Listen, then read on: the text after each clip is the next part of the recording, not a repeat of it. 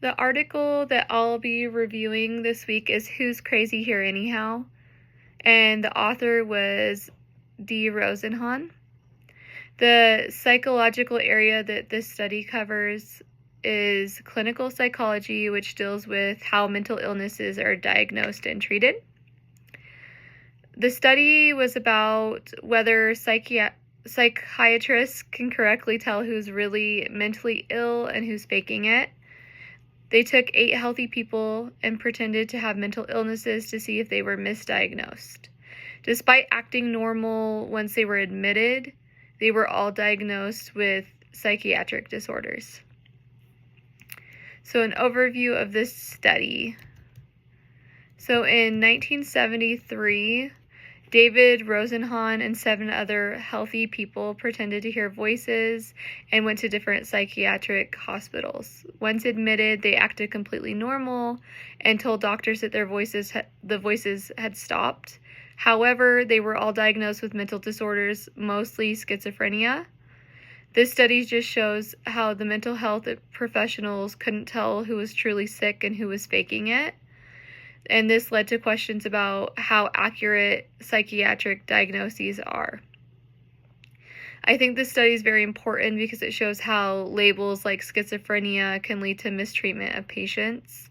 However, I also feel that this study raises some ethical concerns as it involves deception and may have caused harm to the patients and staff that were involved.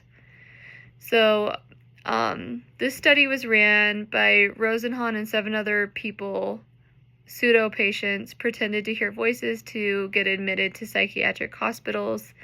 Then they behaved completely normal, but the staff still diagnosed them with psychiatric disorders like schizophrenia. The pseudo-patients were kept in the hospital for different amounts of time, and then later Rosenhan challenged a hospital to spot pseudo-patients, but when they tried, they were mistakenly identified many real patients as fake. So, not very good, but.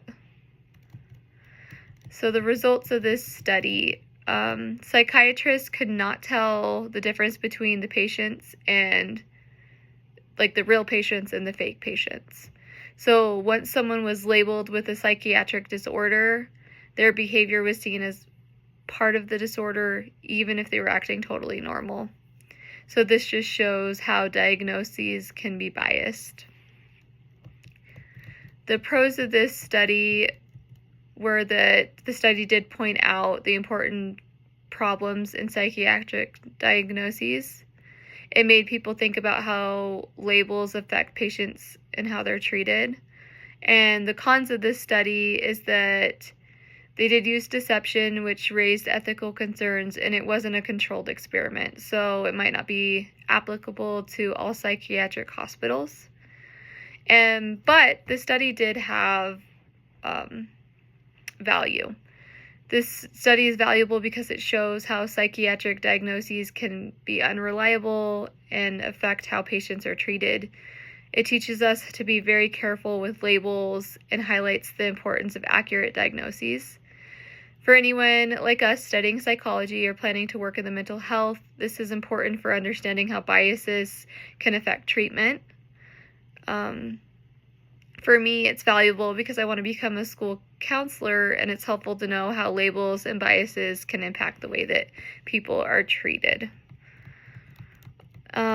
Providing a real-world application to this study can help improve how we diagnose mental health disorders. It also suggests that we need clearer and more accurate tools for diagnosing conditions like schizophrenia. In real life, it can also help make sure that people aren't treated unfairly just because of a diagnosis or a label. Personally, my cousin has been diagnosed with schizophrenia, and I know that the label can be really hard for him. Relate your study to some modern outside information. So today, this study is still relevant. There are still debates about whether psychiatric diagnoses are always accurate, and there's always new tools like AI that are being used to try and improve diagnoses. However, there are still also concerns about AI because it might make mental health care less personal, which is one of the concerns in Rosenhan's study. And Modern ideas about neurodiversity also suggest that mental health conditions should be seen as different ways of thinking, not just as illnesses.